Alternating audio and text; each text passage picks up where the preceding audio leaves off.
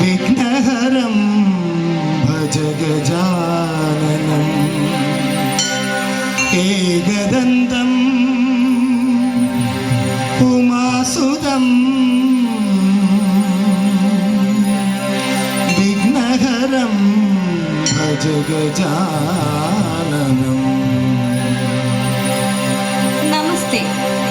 കോവളം കവിളെന്ന് വിളിക്കപ്പെടുന്ന രാമകഥാപാട്ട്, ഭാരതം പാട്ട് എന്നീ കൃതികൾ എഴുതിയ സഹോദരങ്ങളായ അയ്യപ്പിള്ളാശൻ്റെയും ഐനിപ്പിള്ളാശൻ്റെയും നാട്. ഓണവും ക്രിസ്മസും റംസാനുമെല്ലാം ഒരേ മനസ്സോടുകൂടി ആഘോഷിക്കുന്ന ജനത.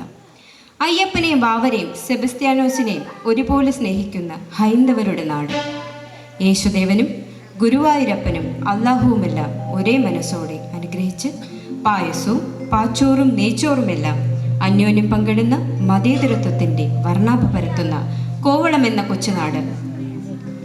വിനോദസഞ്ചാരികളുടെ പറദീസ എന്ന് ലോകം മുഴുവൻ അറിയപ്പെടുന്ന കോവളം എന്ന നമ്മുടെ നാട്. ആഴിയുടെ തീരത്ത് ഹൗവ ബീച്ചിനടുത്ത് വാവാടുതുറ എന്നറിയപ്പെട്ട് പിന്നീട് ആവാടുതുറയായി മാറിയ ഈ മനോഹരമായ നാട്ടിലെ കീഴേവീട് ക്ഷേത്രം പൗരാണിക കാലം മുതൽക്കേ അറിയപ്പെട്ടതായിരുന്നു. ഇന്ന് ആവോടതുറ ദേവീക്ഷേത്രമായി മാറി വിശ്വപ്രസിദ്ധി നേടിയ കോവളത്തമ്മയ്ക്ക് എൻ്റെയും ഓർക്കസ്ട്ര ടീമിൻ്റെയും പ്രണാമം. കലയെയും കലാകാരന്മാരെയും വാനോളം സ്നേഹിക്കുകയും പ്രോത്സാഹിപ്പിക്കുകയും എല്ലാ പിന്തുണയും നൽകുകയും ചെയ്യുന്ന ഈ നാട്ടിലെ എല്ലാ നല്ലവരായ കലാസ്വാദകർക്കും തിരുവനന്തപുരം ശിവരഞ്ജിനി ഓർക്കസ്ട്രയുടെ സ്നേഹോഷ്മളമായ സുസ്വാഗതം.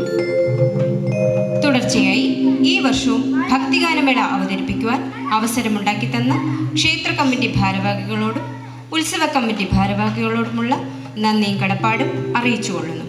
സർവോപരി ഇന്ന് ഈ ഭക്തിഗാനമേള അവതരിപ്പിക്കുവാൻ അവസരമുണ്ടാക്കി തന്ന ഈ ക്ഷേത്രത്തിലെ പ്രസിഡന്റ് ശ്രീ ആർ വിനോദിനോടുള്ള നന്ദിയും കടപ്പാടും അറിയിച്ചുകൊള്ളുന്നു.